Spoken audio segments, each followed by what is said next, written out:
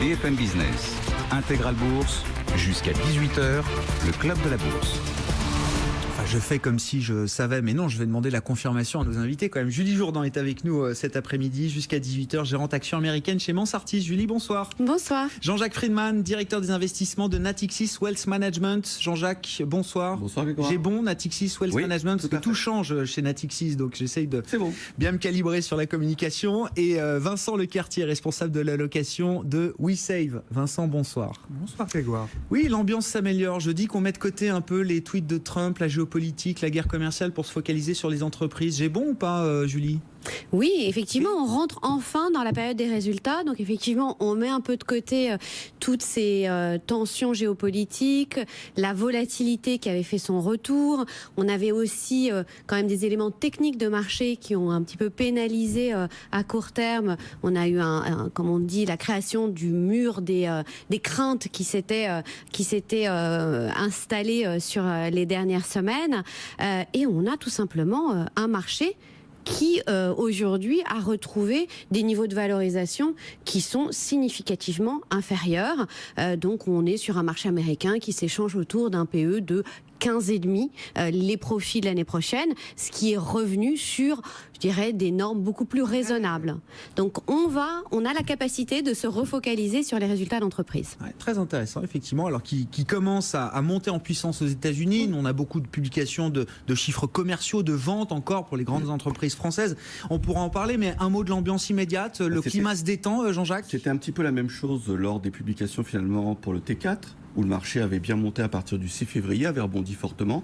Là, c'est un peu différent. Moi, ce qui me surprend finalement, c'est que quand on parle à la fois aux gérants et quand on rencontre des clients, personne en même temps ne croyait à la guerre commerciale, aux déclarations de Trump. Donc peut-être que la levée d'hypothèque, elle ne va pas être aussi violente que ça, parce que le marché et les investisseurs ou les particuliers n'y croyaient pas. On voit bien que c'est un bras de fer en réalité, que l'ouverture de la Chine, et on a déjà des indices aujourd'hui sur le marché automobile ou même sur le marché financier, on voit que c'est un peu le sens de l'histoire, donc une ambiance qui change. Le marché, à un moment donné, toute cette année est prise entre des fondamentaux positifs, entre la croissance et des résultats qui seront bons, et puis on passe en revue quand même différentes thématiques qui peuvent inquiéter, parce que les valorisations sont quand même plus chères qu'il y a quelques trimestres. Oui. Mais sur les, on va dire sur les sujets annexes entre guillemets, oui, pour vous le sujet quand même de la guerre commerciale ou du rééquilibrage commercial Chine-États-Unis, c'est un sujet de fond qui va perdurer, c'est un sujet qui s'arrête pas parce que la Chine a annoncé trois mesures. Se terminer dans une conclusion. Le marché, on peut en sortir par le haut. Oui. Par le haut, par une conclusion plutôt positive.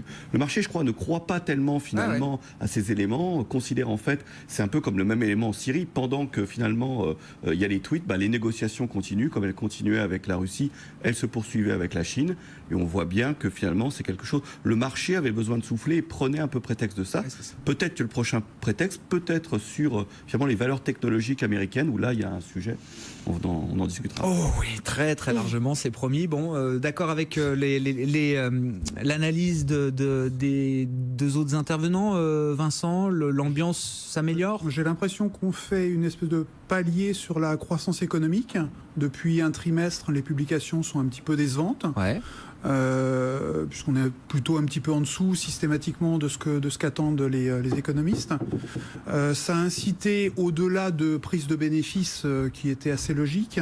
Moi, ce que je constate aussi, c'est qu'on a à la fois sur les allocations obligataires et sur les allocations actions une rotation qui se produit. C'est-à-dire que sur les allocations obligataires, vous allégez les positions émergentes, vous allégez le high yield.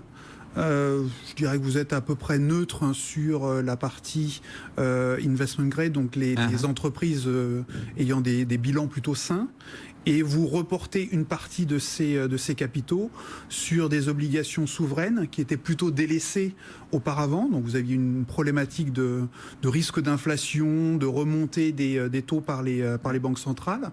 Il y a un rééquilibrage qui est en train de se faire par rapport aux positions qui étaient prises l'an passé ou même l'année d'avant. Et sur les actions, moi ce que je constate, j'ai regardé ça ce matin, sur le Stoxx 600, que ça soit depuis le début de l'année et encore plus depuis le point haut du mois de janvier, les meilleurs performeurs, c'est le secteur des matières premières, le pétrole Et alors, de façon beaucoup plus surprenante, les utilities et les télécoms. Donc, on est sur une thématique qui est beaucoup plus tôt, défensive. Voilà, donc il y a quand même quelque chose qui est en train de se passer dans la restructuration des portefeuilles. Donc, je pense que les gestions ont plutôt envie de rester investis, mais pas forcément rester investis sur les mêmes thématiques. Il y a de la rotation qui se produit. Ouais, très très intéressant. Bon, allons-y peut-être sur la thématique matière première, parce que c'est quand même la thématique du jour. Juste garder la parole, Vincent, et puis réaction autour de table, bien sûr. Déjà sur le prix du pétrole en tant que tel. Le baril à plus de $73 pour le Brent, plus de $68 pour le brut léger américain. Je rappelle quand même que le baril de Brent et le WTI aussi était sous les $30 il y a 2 ans.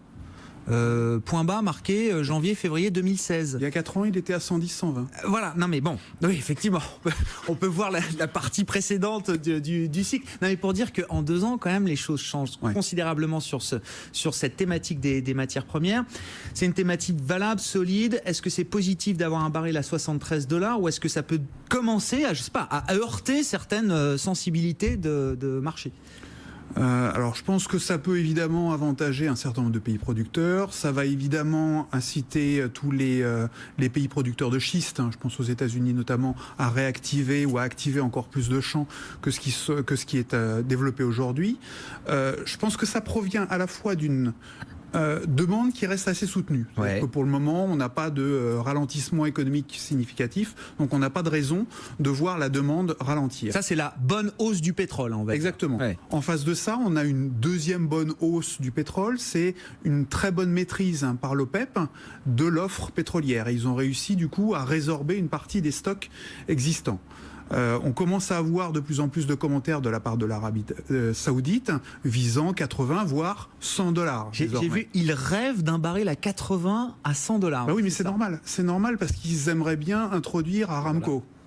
Ils ont donc Aramco, c'est la société qui porte l'intégralité des puits du pays, et vous avez 1500, 2000 milliards de dollars qui sont potentiellement en jeu, avec l'idée d'introduire, puisque c'était l'idée qui traînait, presque 5% du capital, ça vous rapporte 100 milliards. Le déficit budgétaire du pays, c'est à peu près la même chose. Donc ça arrangerait vraiment le pays de se défaire d'une partie du capital.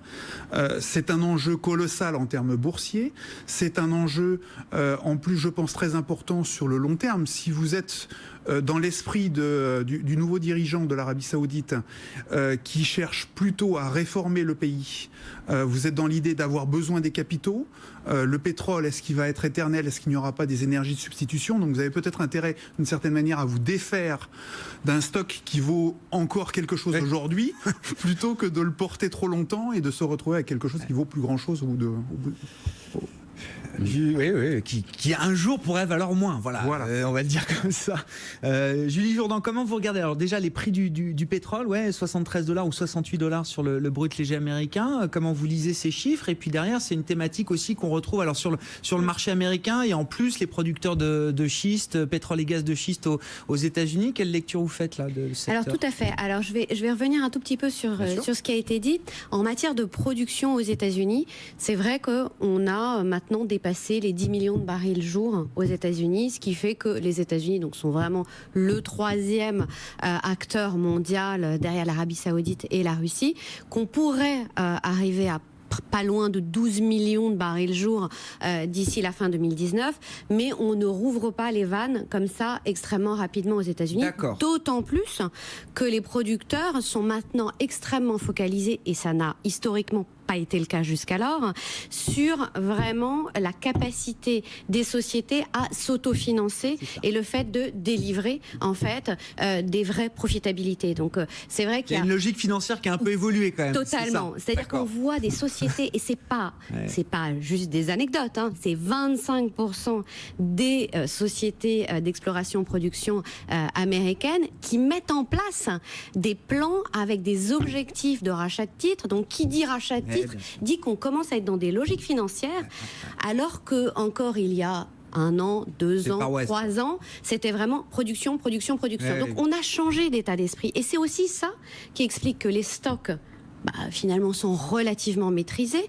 On met ça en conjonction avec une Arabie Saoudite qui maîtrise la production de l'OPEP et qui a des discours dans ce sens-là. Et c'est vrai, à côté de ça, une croissance économique qui reste très soutenue et tout ça fait quelque chose d'assez positif pour le baril. Mais j'entends sur le schiste américain, pour vous, il y a quand même une contrainte financière, en tout cas, plus importante que les années passées. Donc ça veut dire moins de capacité en claquant des doigts à rouvrir les vannes de production. Disons qu'il y a 2 ans, les fonds de private equity qui sont rentrés dans toutes les sociétés mettent aujourd'hui plus de contraintes financières sur les groupes d'exploration-production. Jean-Jacques, sur le pétrole, vous arrivez en 3e. Non, mais commentaire, réaction, bien sûr. C'est un fait. En plus, ce qu'il y a, c'est que quand on se projetait, on retrouvait en 2018 finalement un croisement des courbes demande-offre. Donc c'est pas quelque chose de surprenant. Je pense que beaucoup de gérants ont été surpondérés sur le pétrole parce que déjà les valeurs pétrolières, même avec un pétrole plus bas, étaient rentables. Ouais. Ce qui a peut-être à ajouter, tout à fait d'accord bien sûr sur Saudi Aramco, ça c'est vraiment la grande histoire, une ligne de partage aussi politique, Iran-Russie contre États-Unis. Et puis les États-Unis, je me rappelle, il y a quelques années, on parlait d'un coût marginal de production quand même qui était assez élevé. Finalement, quand il y a eu cette crise et le pétrole est revenu plus bas, ce coût a été remis en cause. On avait le sentiment que ces coûts pouvaient être beaucoup plus faibles que ce qui avait été annoncé. Mais je pense que ça venait peut-être à un moment donné de certains coûts d'extraction, du fait simplement de payer le routier qui vient transporter le pétrole à un prix beaucoup plus faible que lorsqu'on retrouve une logique habituelle. Et là, on s'aperçoit que, évidemment, il n'y a pas une fluctuation et une élasticité de rouverture des vannes et un prix très fort du pétrole de schiste. Donc il vient bien sûr être le 3e acteur mondial, mais il ne peut pas à chaque fois réouvrir les vannes dès $50, comme à un moment donné le marché s'il était imaginé. Donc sinon, ce prix de pétrole, il est parfait finalement, à la fois pour les producteurs. Il y a un risque que ça dérape, il y a un risque que ça vienne heurter le scénario de marché. Le risque est vers le haut et renvoie un peu à la thématique inflation, augmentation. Voilà. Mais il y avait tellement d'éléments ponctuels entre les salaires qui peuvent tendre aux États-Unis, les prix de la production en Chine, etc. C'est un des éléments qui, à un moment donné, peut montrer que le mythe d'une inflation définitivement morte est réellement un mythe et que bien sûr il y a des éléments ponctuels au moins de hausse des prix qui peuvent survenir. Il n'y a pas d'inflation dans les indicateurs traditionnels d'inflation, mais on voit des prix qui montent quand même. Enfin ça on peut pas le nier. Juste au passage là sur la thématique matières premières, Total qui rachète Direct Energy, c'est un bon move. Qu'est-ce qu'on peut en dire? C'est dans la logique, c'est une stratégie de Total complètement validée par le marché aujourd'hui. Oui, Jean-Jacques Total va pas devenir un acteur utility. Il n'en a pas intérêt parce que quand on voit finalement comment le marché considère des boîtes comme EDF et autres, donc je pense que c'est vraiment une stratégie de diversification. Le pétrole, c'est quelque chose en soi, montrer qu'on a des thématiques. Donc l'objectif qui avait été annoncé, c'est un objectif de doubler finalement la part de Total dans le marché finalement de l'énergie à horizon 4 ans. Donc ça, c'est quelque chose de jouable, mais ça reste un acteur profondément ancré. Ça ne sera pas un EDF bis ou un Engie bis.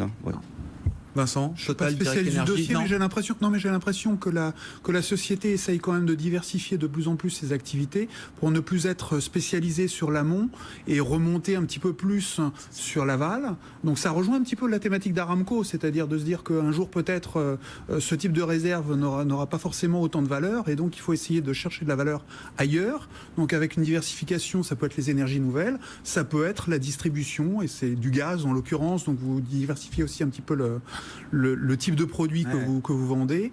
En termes de zone géographique, vous recentrez un petit peu les choses sur l'Europe, ce qui n'est pas forcément idiot. Voilà, j'ai l'impression que ça a une certaine logique. Ensuite, financier, je ne sais pas. Mais donc je suppose que c'est intéressant. Parfait, mais de toute façon, oui, le marché valide complètement la stratégie de Total. Alors, le prix payé, une prime de 30% par rapport au cours de clôture d'hier de Direct Energy, prime de 24% par rapport au cours moyen des 3 derniers mois. On a vu plus haut quand même sur le titre Direct Energy. Il n'y a pas si longtemps que ça. Il y a un an à peine, on était à 50-55 euros sur Direct Energy. Ils se font racheter à 42 euros par action, prime de 30%. Donc, et le titre Total. Bon, c'est compliqué de dire que Total monte sur cette acquisition parce que tout monte aujourd'hui dans le pétrole et dans les matières premières avec des courbes du pétrole, encore une fois, au plus haut depuis 3 ans et demi, largement, avec un baril de Brent qui a franchi les $73 après la publication de stocks aux États-Unis sur la semaine écoulée, qui sont en baisse, une baisse que le marché n'avait pas anticipée. Donc, ça réagit sur les cours du pétrole. Total, un des gros soutiens du jour pour le marché parisien, gagne 1,5%. Le CAC, dans son dernier quart d'heure de cotation, progresse de 0,5%, 5379. BFM Business, Intégral Bourse, jusqu'à 18h, le club de la bourse. 10 minutes, un quart d'heure avant la clôture définitive du marché parisien, des marchés européens. Le CAC plus 0,5% actuellement entre 5375 et 5380 points. L'euro-dollar à peu près stable aujourd'hui, 1,2376 $. Mais c'est le mouvement sur les matières premières qui attire l'œil avec un pétrole, donc on le disait, qui gagne plus de 2% cet après-midi. On pourra en reparler. Nos invités autour de la table et Julie Jourdan avec nous, gérante action américaine chez Mansartis. JP Morgan, Citigroup, Wells Fargo, c'était vendredi, les résultats trimestriels des grandes banques américaines. Goldman Sachs hier, Morgan Stanley aujourd'hui. On a fait à peu près le tour du secteur. Il y a peut-être encore des banques régionales ici et là qui doivent publier, mais comment vont les banques américaines après le panorama du premier trimestre qu'on peut avoir, Julie? Elles vont très bien. Enfin, elles sortent des profits qui sont significativement supérieurs pour l'essentiel des banques qui ont publié. Après, la vraie question, c'est de savoir est-ce que c'est suffisant aujourd'hui, au regard du marché, d'avoir des publications de profits qui sont supérieures. Parce que, bien évidemment, on est dans un contexte qui est plus favorable. On a une réforme fiscale qui a produit ses effets, donc on a effectivement une profitabilité qui en a bénéficié. On a un environnement de déréglementation sur ce secteur-là qui est extrêmement porteur. Donc tout ça sont des éléments qui sont globalement extrêmement favorables, qui ont été valorisés dans les cours de ces sociétés. Et à côté de ça, on commence, c'est ce que nous dit JP Morgan vendredi dernier, et c'est aussi pour ça que ça a aussi mal réagi sur le secteur, qui nous dit attention, la concurrence entre les banques commence à refaire surface, notamment sur tout ce qui est dépôt. Et donc on vient en fait de plus en plus être en concurrence pour rechercher des clients sur la partie dépôt, puisque on est dans un environnement qui nous invite en fait à devoir en fait faire grossir cette partie-là. Donc c'est vrai qu'on a globalement des résultats qui sont bons, mais beaucoup de choses ont été valorisées, et de l'autre côté, on est dans un cycle, plutôt en fin de cycle, donc on commence à avoir une intensification concurrentielle. Bon, intéressant, cette question de la fin de cycle, on se la pose aussi, tiens, pour l'automobile, on pourra en dire un mot. Non, mais ce que je trouve intéressant, c'est que voilà, il en faut énormément aujourd'hui pour satisfaire le marché, même avec les profits que les banques ont sortis aux États-Unis, et vous l'avez expliqué, ça ne suffit pas pour faire monter les cours de bourse. La question, c'est de savoir, est-ce qu'on va avoir ce schéma de marché pour les résultats des grandes valeurs technologiques, parce que ça va être quand même les banques, c'est intéressant toujours, mais le gros morceau, c'est quand même de savoir comment est-ce que le marché va traiter les résultats des FANG, des GAFA, des 4-5 grandes valeurs stars aux États-Unis. On a déjà eu un aperçu avec Netflix hier. Alors, est-ce que Netflix c'est une exception au sein du groupe, ou est-ce que ça donne un peu le là déjà, Julie? Alors, ça Netflix montre, qui s'est envolé comme une fusée. Netflix, il faut reconnaître que les résultats étaient vraiment spectaculaires. 125 millions d'abonnés. 125 millions d'abonnés. Enfin, c'est colossal. Ouais. C'est plus de 7 millions sur le dernier trimestre en plus. On en attendait 6 millions, un peu plus de 6 millions, ce qui était déjà colossal. Mais alors, on est à plus de 7 millions. Donc, c'est vraiment spectaculaire. Et on a une profitabilité qui augmente de manière également très significative. Donc, tout cela est très bien. En ce qui concerne les autres, à ce stade, il n'y a pas de raison de douter. Aujourd'hui, l'effet d'échelle prend toute sa signification, et on l'a bien vu avec Netflix, et on va sans doute le voir avec Facebook, avec Google, Amazon. Après, ils font face à d'autres sujets. Et ces autres sujets viendront peut-être altérer une petite partie de leur perspective à un moment donné. Facebook, ça va être très intéressant de suivre les résultats. Pourquoi ? Parce que il n'y a pas eu beaucoup d'annulations, peu de gens ont arrêté d'aller sur Facebook. Les publicitaires ont assez peu modifié leur comportement. Le problème, il n'est pas là. Le problème, est-ce que, en termes de CAPEX, on va devoir augmenter d'investissement, on va devoir augmenter de manière extrêmement substantielle, sachant qu'ils l'ont déjà fait sur les derniers trimestres, où ils ont augmenté les dépenses de l'ordre de 40 à 50% déjà annoncées au trimestre dernier. Est-ce qu'ils vont être obligés d'augmenter ça de manière encore plus forte ? Est-ce que il y a des pans d'activité qui vont devoir être revus ? Donc c'est plutôt là-dessus qu'on va avoir des interrogations, plutôt que sur la croissance du chiffre d'affaires. Sur Amazon, ça va plutôt être de se demander, est-ce que finalement on va devoir réformer les services postaux américains, puisqu'aujourd'hui la question c'est de se dire, le contribuable américain finance finalement la livraison d'Amazon sur le dernier miles, puisque les tarifs de la poste américaine sont définis par décret et sont extrêmement faibles, et que Amazon est celui qui l'utilise Ils seraient le en plus. faillite s'ils n'avaient pas Amazon comme client. Ils gagnent de l'argent grâce à Amazon, l'US Postal. Mais néanmoins, le prix par paquet est assez faible. Donc la question, c'est est-ce qu'on va augmenter ça? Peut-être, mais ce sont Ça changera rien au modèle rien à la d'Amazon, tendance. d'accord. Au Internet, on va pas revenir en arrière. Donc ce sont des petites altérations, mais les tendances de fond sont toujours là. Quelle est la valeur star de la tech? En plus, on appelle ça des techs maintenant. C'est un peu compliqué. Enfin, est-ce que Facebook est une tech ou est-ce que c'est un média? Ça ne va plus l'être. Voilà, faudrait qu'on trouve autre chose. Bon, ce groupe de valeurs, quelle est celle pour laquelle vous avez la conviction la plus solide sur du moyen long terme? Amazon. Amazon, on ne reviendra pas en arrière. Je crois qu'aujourd'hui, ils ont assis une position extrêmement forte, qu'ils sont présents dans énormément de secteurs et qu'on a une société qui avance toujours vers de l'innovation et qui domine son métier de manière assez extraordinaire. Bon, sur les résultats des GAFAM, des FANG, de ces valeurs stars de la cote, qu'est-ce que vous pouvez dire en commentaire, Jean-Jacques et Vincent? Et puis sur le risque de réaction de marché négative, là. Oui, tout le monde est encore surpondéré de ces valeurs. C'est la position la plus populaire chez tous les gérants du monde. Oui, Netflix, c'est pas précurseur. Netflix, comme vous l'indiquiez, il y a eu 7,5 millions de nouveaux abonnés contre 6,3 attendus même par Netflix. Donc c'est la bonne surprise. Donc ça prouve rien pour l'inverse. Oui, moi c'était assez surprenant, c'est que nous on suit justement des gérants, c'est un de nos métiers, et que lorsqu'il y a eu le décrochage de Facebook, tout le monde de manière unanime a dit on recharge, etc. Donc c'est ça qui est assez intéressant. Les valeurs technologiques et le Nasdaq, c'était le symbole de la hausse des marchés. Donc si on commence à toucher ça, je pense que c'est un peu comme peut-être les petites valeurs sur le marché européen, ça peut vraiment faire mal psychologiquement. Donc je pense que c'est important à la fois pour le secteur technologique et puis pour la cote dans son ensemble. Un des risques quand même qui existe sur ces sociétés, un jour, c'est le risque, je dirais pas de démantèlement, mais quand on a un acteur aussi important, c'est le contraire de la dérégulation, c'est une forme de régulation étatique à un moment donné, on va pas peut-être revenir au démantèlement de Rockefeller au début du siècle, mais il y a quand même ce risque-là qui est important, et c'est peut-être finalement les déclarations de Trump, moi je les trouve peut-être plus dangereuses pour le secteur de la technologie en interne que la guerre commerciale vers la Chine. Donc c'est plus ça qui m'inquiète. Trump sur Amazon, par exemple. Même si je suis d'accord, c'est-à-dire que quand on a les circuits c'est beaucoup plus important qu'avoir un produit, quoi. Et donc bien évidemment je préfère Amazon que Apple, mais malgré tout quand on domine de cette manière-là, en fait, eh bien à un moment donné on peut avoir mais pour vous le risque il vient pas des résultats, parce qu'on pourrait se demander même à un moment si la croissance de ces entreprises va pas, quand on achète ces valeurs-là, pour certaines d'entre elles on les paye tellement cher que on achète presque une croissance infinie. Vous voyez ce que je veux dire? Est-ce que là, il n'y a pas un danger aussi? Sur une bulle, on n'est pas du tout ce qu'on avait sur 2002. D'accord. Mais c'est vrai que le segment que nous, on préfère souvent, c'est les valeurs de croissance,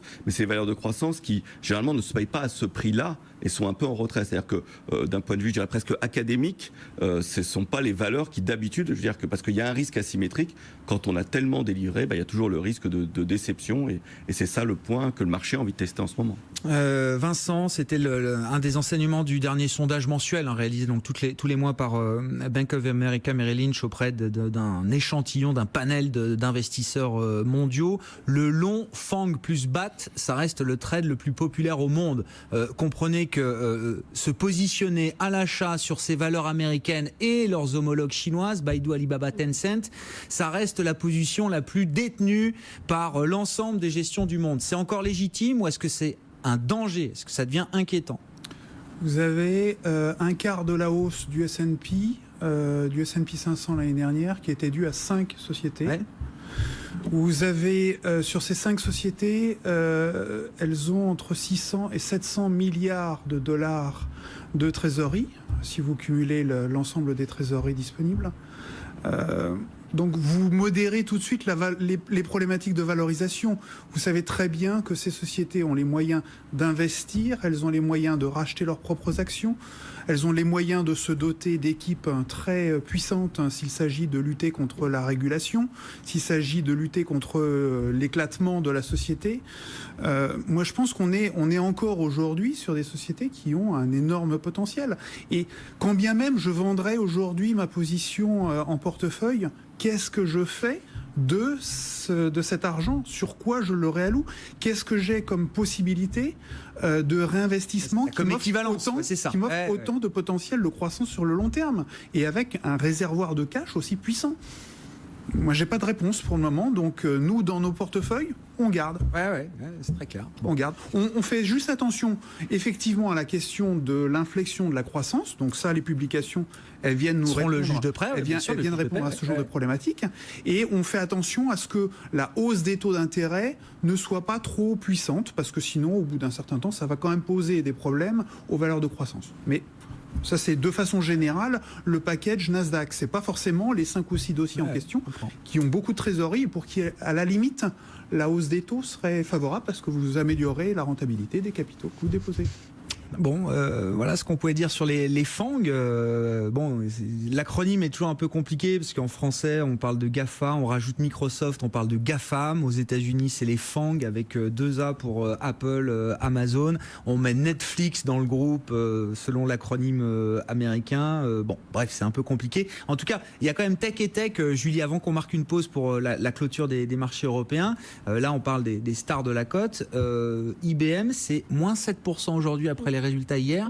C'est un titre, alors j'ai regardé juste sur 3 ans, je suis pas remonté au-delà, c'est un titre qui ne fait rien depuis 3 ans. C'est quoi le problème d'IBM ? C'est une société... Quand la tech est plébiscitée à ce point-là, qu'est-ce qui se passe chez IBM ? C'est une société qui est en pleine transformation, qui a essayé et qui tente de se réinventer et qui a un certain nombre d'atouts très clairs, mais qui, notamment dans l'intelligence artificielle, puisqu'ils ont leur fameux Watson. On parle que de ça, que de l'AI en ce moment. Qui gagne énormément de contrats et de projets, et voilà. Mais à côté de ça, ils ont toute l'activité historique d'IBM sur lesquels, eh bien, effectivement, ça reste des marchés qui ralentissent, sur lesquels il y a de la concurrence qui est de plus en plus violente, et puis ils ont la problématique de l'activité de service qui reste une activité qui a une croissance modérée toujours. Mais il faut reconnaître que dans ces résultats, en tout cas les résultats qui ont été publiés hier soir après la clôture, on avait une inflexion en termes de chiffre d'affaires et de profit qui sont ressortis dans les 2 cas supérieurs aux attentes. On a eu de la déception sur les marges, on a eu des explications qui étaient sans doute pas très clair sur effectivement les détails du pourquoi et du comment, et une prudence par rapport en termes de commentaires sur les perspectives qui n'ont pas aidé. Mais la transformation vers l'intelligence artificielle, elle est bien là, ça prend juste plus de temps. IBM, lourde sanction quand même, donc sur des prévisions et des explications qui manquaient de détails, ou en tout cas qui n'ont pas convaincu plutôt, on va dire, les analystes et les investisseurs. IBM qui dévisse de plus de 7%, bon, ça freine un peu le marché américain. Nous, à Paris et en Europe, on va terminer globalement positif. On voit le DAX à Francfort qui est un peu en retard aujourd'hui. On parlera du secteur automobile dans un instant, il y a quelques titres qui décrochent, notamment Continental, l'équipementier auto allemand qui a lancé un profit warning qui avertit que ses objectifs financiers initiaux ne seront pas tenus sur l'objectif. Continental recule de 4,5%. Le DAX donc un peu en retard, mais le CAC lui continue sa marche en avant, plus 0,5% désormais à 5380 points. Fin de séance pour les marchés européens. Nos invités en plateau avec nous jusqu'à 18h et Khalil Djebali qu'on retrouve en duplex, analyste de marché chez XTB à Paris. Khalil, séance positive à nouveau pour les marchés européens. Est-ce qu'on a un signal de sortie par le haut là ? Est-ce que le CAC 40 qui quand même est en train de s'élever au-delà des 5300 points depuis quelques jours, oui évidemment c'est un signal positif, mais est-ce que c'est suffisant pour, je sais pas, se fixer des objectifs bien au-delà ? Est-ce que le potentiel s'ouvre devant nous, ou est-ce que non, ça reste encore incertain de ce point de vue-là, Khalil ? Eh bien Grégoire, je dirais que ça reste incertain. Il est encore trop tôt pour tirer des plans sur la comète, d'autant qu'il y a déjà quelques signaux d'alarme qui se sont déclenchés avec la hausse des rendements obligataires en zone euro et aux États-Unis. On a aussi la volatilité, l'indice VIX qui gagne du terrain alors même que les indices américains saluent les bons résultats des entreprises américaines. Alors oui, il va y avoir une sortie par le haut, mais il faudra clairement attendre les banques centrales. Et bien sûr, il faudra attendre la Banque centrale américaine, la Fed, qui se réunira les 1er et 2 mai prochains. On en saura un peu plus déjà ce soir avec la publication du livre beige de la Réserve fédérale, qui servira bien évidemment de base de travail pour les prochaines réunions de politique monétaire du FOMC et de la Fed. Par ailleurs, on a aussi un consensus qui semble se dégager au sein de la BCE avec Monsieur Villeroy de Galhau qui a expliqué tout à l'heure qu'il n'y avait pas de dissension en termes de point de vue de politique monétaire au sein de la BCE et qu'effectivement la politique monétaire resterait accommodante. Alors évidemment, cela contredit les propos de Monsieur Nowotny de la semaine dernière. Alors, il faut le dire, il y a une cacophonie au sein de la BCE, mais pour l'heure, on estime qu'il y a déjà quelques signaux d'alarme avec le niveau de l'euro qui flirte avec le niveau des 1,24, la hausse des rendements obligataires et bien évidemment le VIX qui évolue en territoire positif, donc prudence et mère de sûreté sur les indices. Conseil sur la BCE, quand vous trouvez qu'il y a un peu trop de cacophonie, que vous ne savez plus qui écouter, il y a toujours une personne à écouter et c'est Benoît Cœuré. Point barre. Les autres, on les met un peu de côté dans Intégral Bourse. On se réfère à Benoît Cœuré, Mario Draghi, éventuellement Peter Pratt, le chef économiste, mais Benoît Cœuré qui reste quand même une vigie pour les marchés, notamment c'est lui au sein du directoire de la Banque Centrale Européenne, alors qui est en charge des affaires internationales, il bouge beaucoup et qui est en charge des opérations de marché. Donc c'est vraiment l'homme des marchés du point de vue de la BCE et c'est lui dont la parole est la plus écoutée de ce point de vue-là. Merci beaucoup Khalil Djebali qui était avec nous pour la fin de séance, analyste de marché chez XTB à Paris, le CAC qui va clôturer donc sur une note positive.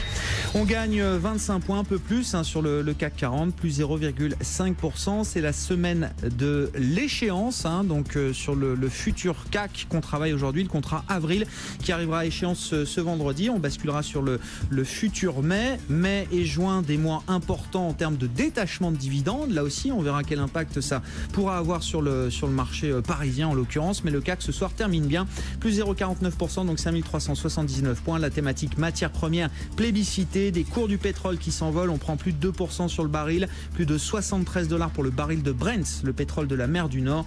Et Total en plus qui annonçait l'acquisition de Direct Energy aussi. C'est un soutien, un facteur positif pour le marché. Total gagne 1,6%, mais on a des progressions encore plus marquées dans le secteur des matières premières au sens large. Ressources de base également. ArcelorMittal gagne 4,5% ce soir. On a Eramet qui bondit de plus de 6,5%. Imerys qui gagne plus de 5%. Des parapétrolières aussi, toujours très, très sensible au mouvement de marché dans un sens comme dans l'autre. Vallourec par exemple gagne plus de 4% aujourd'hui. On a Technip FMC au sein du CAC qui gagne 2,3%. C'était plus compliqué en revanche pour le compartiment automobile. Michelin, lanterne rouge du CAC ce soir qui chute de 3%. Son concurrent allemand Continental a lancé un profit warning. Le titre Continental perd 4%. Et puis un mot de Danone quand même au passage. Là on est quand même sur une thématique très cyclique, très matière première, mais Danone, valeur défensive qui délivre quand même des chiffres de croissance solides. C'est important pour ces valeurs qui ont ce statut défensif parce que ce sont des valeurs un peu chères et donc il faut quand même que la croissance suive à un moment et c'est le cas en tout cas pour le premier trimestre de Danone avec une croissance organique de quasiment 5% et un effet volume plus important qu'anticipé. On a un effet volume positif, il y a un effet prime, un effet volume aussi positif sur les ventes de Carrefour, de Danone au premier trimestre. Danone gagne 1,5% ce soir. BFM Business, Intégral Bourse, on refait la séance. Avec nos invités en plateau, Julie Jourdan, gérante action américaine chez Mansartis, Jean-Jacques Friedman, directeur des investissements de Natixis Wealth Management et Vincent Lecartier, responsable de l'allocation de WeSave. Sur l'automobile, on a eu beaucoup d'informations, déjà des ventes sur le marché automobile européen qui sont en très nette baisse sur le mois de mars, baisse de plus de 5%. Ça fait qu'on a un trimestre quasiment stable en termes de ventes automobiles en Europe. Est-ce que c'est un signal d'un début de retournement du cycle?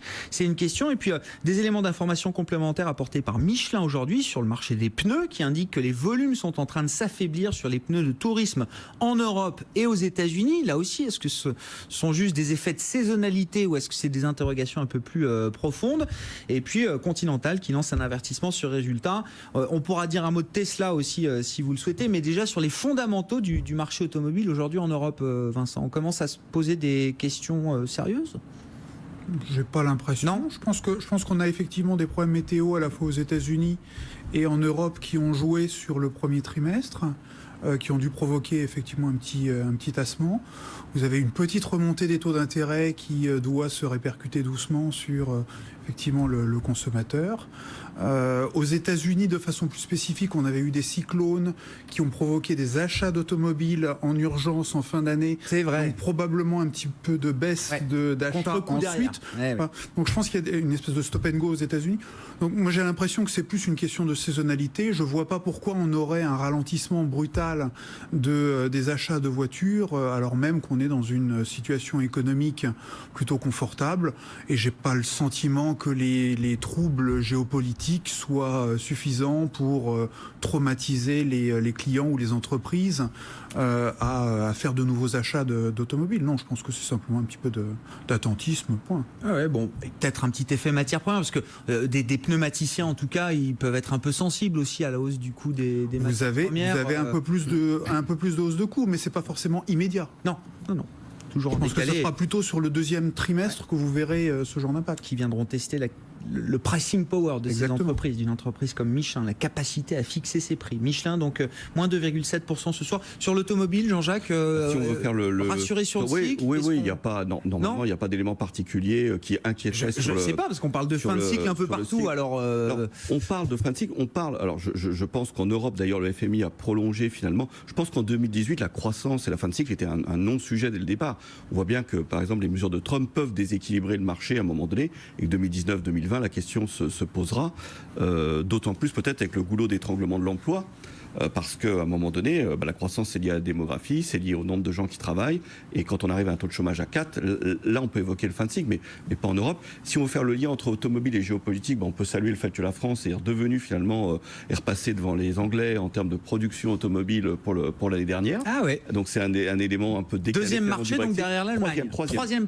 Allemagne, Italie et France. Allemagne, Espagne. Allemagne, Espagne en termes de producteurs. Ah ouais, d'accord. Et d'ailleurs, si on regarde les statistiques de long terme, production, on verrait finalement qu'entre l'Allemagne et la France, il n'y avait pas énormément d'écart il y a encore quelques années. Et aujourd'hui, il y a un rapport, je sais pas, presque de 1 à 3, enfin, qui est colossal. Puis l'autre point qui est quand même important à saluer, ça rejoint ce qu'on disait sur le fait de l'ouverture de la Chine.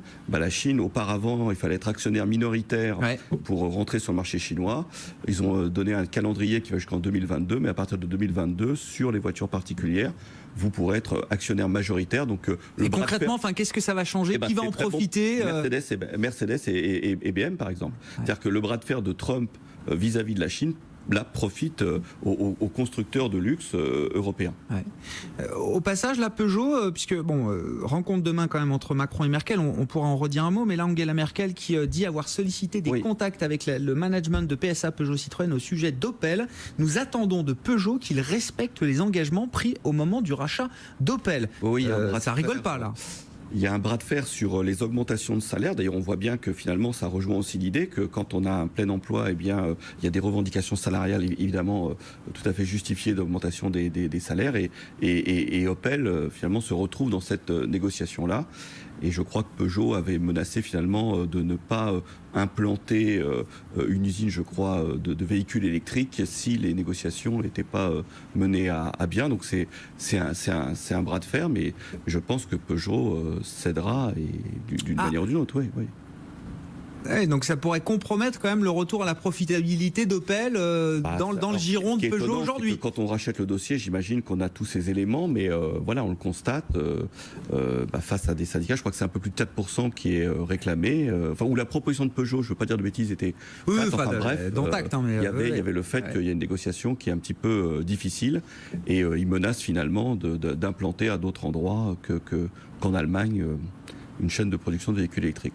Bon, il n'y a pas de pression particulière aujourd'hui sur le titre Peugeot suite aux déclarations d'Angela Merkel.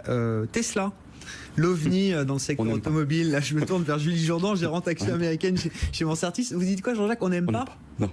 Personne. Vous aimez ou vous n'aimez pas Tesla? C'est clivant. Alors, il y a les pros et les anti. Je considère que ça n'appartient pas au secteur de construction automobile dont on parle à l'instant.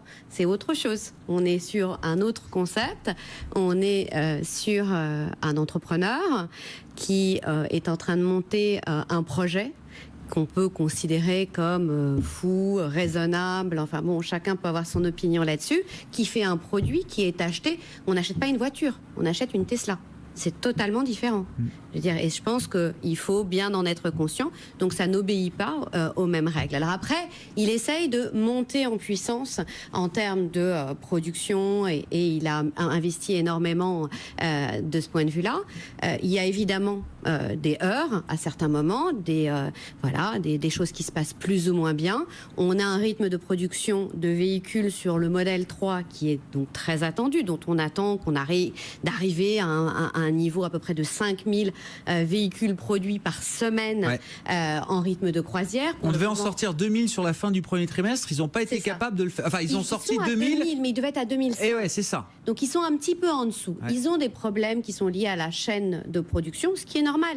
Leur expérience en la matière, elle est récente. C'est pas Peugeot, c'est pas Renault, c'est pas Mercedes et les autres. Donc c'est normal dans la mesure où le projet est énorme, les ambitions colossales, encore une fois, mais encore une fois, on est sur un projet et une ambition qui sont complètement différentes des autres constructeurs. Donc après, est-ce qu'il va y arriver ou pas? Ça, on va le voir, mais le pari, il se fait sur la capacité d'Elon Musk à aller là où il veut aller, ce qu'il a fait par le passé. Voilà, donc c'est le pari sur un homme et sa capacité de réussir. Quand il nous dit, je sais pas, contre tous les spécialistes qu'il n'a pas besoin de lever de cash, tout le monde dit qu'il a 2, 3, 4, 5 milliards peut-être de dollars à lever, qu'il sera cash flow positive, générateur de cash flow, de free cash flow sur le 3e et le 4e trimestre, il joue avec le feu quand même en s'avançant un peu comme ça. Non, enfin, on n'est pas dans la tête d'Elon Musk, mais bon. Alors déjà, on n'est pas dans la tête d'Elon Musk, ça c'est tout à fait vrai. Alors si on arrive à ce rythme de croisière de 5000 véhicules par semaine, ça peut rentrer, effectivement, ça peut tenir, on a du cash flow qui est là, puisque le carnet de commandes il est plus que rempli, et donc on aura effectivement les rentrées de cash. Après, est-ce qu'on va y arriver? Ça c'est une vraie interrogation. Je me rappelle à chaque fois de Laurent Burel, patron de Plasticomium, il y a, je sais pas, 6 mois, moins d'un an, sur notre antenne chez Stéphane Soumier le matin. Stéphane lui demandait, on parlait de Tesla, enfin il parlait de Tesla, vous avez visité les usines Tesla? Oui, je suis allé déjà 2-3 fois, je crois, dans l'usine Tesla de Californie, je sais pas exactement où il est. J'ai été très peu impressionné par l'usine Tesla. Je suis loin d'avoir été impressionné. Il en a vu des usines, Laurent Burel, dans sa vie, et les meilleures. Hein. Bon, Tesla, ça l'a pas du tout impressionné sur l'outil industriel. Et puis les équipementiers en amont voient bien que les commandes qu'ils reçoivent ne correspondent pas aux objectifs de Tesla. C'est ça. Et quand on voit, par exemple, Porsche qui va sortir des véhicules électriques extrêmement qualitatifs, etc., on ne sait pas comment le consommateur va réagir. Et Porsche a l'habitude des chaînes de production, donc il y a beaucoup de dangers, bien sûr. Bon, là, l'info du jour, c'est une info de presse, hein, c'est de nous dire, je crois qu'ils seront peut-être même à 6000 modèles 3 produits par semaine d'ici fin juin. Ils n'arrivaient même pas à en sortir à peine 2000 sur la dernière semaine du premier trimestre. Vincent, sur Tesla? Moi, j'ai le sentiment que la société va avoir contre Tesla. Ouais. Contre la société, je pense qu'elle a du mal à produire, donc elle a du mal à générer du cash flow. Elle a trop de dettes. Elle a une enquête à l'heure actuelle qui normalement suspend la possibilité de lever des capitaux. Ça, beaucoup de gens oublient ça. Et par ailleurs, c'est une société qui a en face d'elle des monstres qui ont une capacité d'investissement phénoménale. Il me semble que Volkswagen doit investir 100 milliards. 100 milliards sur les 6 ou 7 prochaines années, pour préparer le futur. C'est le benchmark. Donc 100 milliards d'investissements. Donc moi je veux bien que Tesla réussisse à être cash flow positif, mais pour autant ils n'ont pas dégagé les mêmes sommes que les grands constructeurs qui eux ont effectivement les moyens. En attendant, avec leur vieux diesel et tout ce qu'on veut, ils sont quand même capables de dégager du cash flow et ce cash flow de le réinvestir sur l'avenir. Moi, mon problème, c'est que Tesla, quand bien même ils arriveraient effectivement à dégager du cash flow, ça ne sera pas suffisant pour se mettre en face des grands constructeurs. Donc pour moi, à terme, c'est plutôt une proie. Ouais, bien sûr, mais bon, ça fait partie des scénarios possibles. En tout cas, c'est autre chose que cette industrie automobile dont on parle. C'est ce que vous nous disiez, Julie. Bon, Tesla qui s'en sort bien aujourd'hui, le titre rebondit un petit peu. Il a été quand même pas mal chahuté ces derniers temps, hein. Tesla qui reprend 2,5% dans cette séance en cours sur le marché américain. Une pause, on se retrouve pour clore ce club de la bourse avec nos invités en plateau. BFM Business, Intégral Bourse, jusqu'à 18h, le club de la bourse. 5 minutes en compagnie de nos invités pour clore ce club de la bourse. Je vous rappelle la clôture ce soir à Paris. Le CAC qui gagne quand même 0,5%, 5380 points. Donc mine de rien, jour après jour, heure après heure, on s'élève au-dessus du niveau des 5300 points. C'était vraiment une résistance sur laquelle on était revenu à chaque fois depuis le choc de marché de début février. Et pour l'instant, on est quand même assez nettement au-dessus. Plus 0,5% donc pour la bourse de Paris ce soir en clôture. Rapide tour de table peut-être sur le rendez-vous de demain, jeudi. Emmanuel Macron, alors qui est en pleine séquence européenne, hier devant le Parlement européen pour discuter, débattre, répondre aux eurodéputés. Et puis demain à Berlin pour rencontrer Angela Merkel et tenter de remettre sur les rails une feuille de route à minima pour les réformes de la zone euro qui ont l'air quand même bien mal en point. Ça n'avance plus rien n'avance depuis 2 ans en Europe. Oui, je suis d'accord avec vous. C'est le sentiment, un peu un rendez-vous raté. On avait le sentiment que finalement, face au Brexit, les 27 arrivaient à se mettre d'accord, mais c'est plus facile de se mettre d'accord contre que pour quelque chose. Et quand Emmanuel Macron a voulu relancer l'Europe, il a déjà, ce qui était un peu surprenant, des pays du nord de l'Europe, même pas l'Allemagne finalement, qui s'y sont opposés. On voit que malgré son élection, Angela Merkel est un peu prisonnière de son propre camp, le CDU finalement, qui quadrille un peu ça et qui veut limiter finalement un accord qui pourrait y avoir pour peut-être aider au financement de projets européens. Alors il a essayé de lâcher du lest, on l'a vu sur finalement des collectivités locales, aider des collectivités locales pour l'accueil des migrants, pour essayer de préparer ce rendez-vous. Mais ça crante difficilement. Lorsqu'il arrive, il a parlé je crois il y a 2 jours, je sais plus c'était à Bruxelles ou à Strasbourg, au Parlement européen, on voit bien qu'il a des oppositions de beaucoup de personnes, beaucoup de pays. C'est très difficile à mettre en œuvre. C'est quand même gênant. Alors je suis pas sûr pour l'investisseur que ça se passe bien ou mal demain à Berlin. C'était une perception de l'Europe, je pense, qui a changé, qui fait que malgré tout, exprimé en dollars depuis 1 an, il y avait un vrai rattrapage de l'euro et ça aurait pu être la suite finalement des élections françaises et néerlandaises de l'année dernière qui pouvaient faire une surperformance un peu plus importante. Voilà, c'est quelque chose qui ne se dessine pas encore. Voilà. Bon, ce qui est gênant, Vincent, vous me dites si vous êtes d'accord ou pas, c'est que, je veux dire, on voit l'histoire s'écrire, c'est-à-dire que d'ici la prochaine crise, on n'aura pas finalisé tout ce qu'on devait faire en Europe, tous les filets de sécurité, la BCE se sera retirée, elle sera à bout de munitions, et donc on va se retrouver comme ça. On est bien d'accord, c'est bien le problème. Et je pense que un des facteurs qui est assez intéressant à regarder depuis quelques semaines, mois, c'est qu'il y a de nouveau de la décollecte sur les marchés actions, de la recollecte sur les marchés émergents, de la recollecte sur les marchés américains. Alors, est-ce que c'est juste de la neutralisation de position ou est-ce que c'est bel et bien des convictions comme quoi l'Europe n'arrive pas à se construire, n'arrive pas à montrer quelque chose, une vraie volonté d'avancer, de construire quelque chose. Moi, j'ai beaucoup de mal à avoir une perspective technologique pour faire le lien avec des sujets dont on a traité. Je vois pas où on va. Je vois bien les États-Unis, je vois bien la Chine, mais l'Europe au milieu, je ne sais pas ce qu'elle va pouvoir apporter. Donc, on va pouvoir apporter des sacs Hermès. On va pouvoir. Non mais fait la réglementation. On va pouvoir faire du tourisme. On va pouvoir faire du tourisme avec nos beaux châteaux, mais voilà, je sais pas ce qu'on peut apporter à long terme.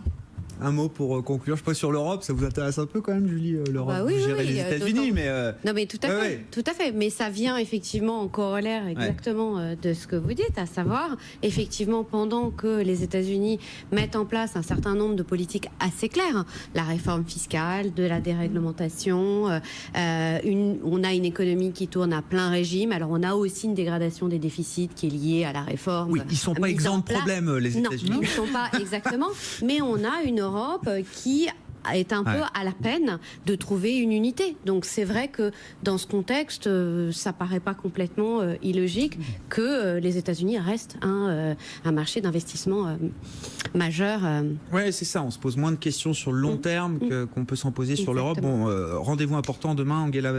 Emmanuel Macron reçu par Angela Merkel à Berlin. Et puis dans la perspective du sommet de juin, voilà, c'est quand même l'ultimatum, enfin la prochaine échéance. Arriver avec une feuille de route franco-allemande et visiblement ça a l'air très compliqué. Donc on verra quand même, ce serait dommage de rater ce sommet européen du mois de juin maintenant qu'on a un gouvernement en Allemagne.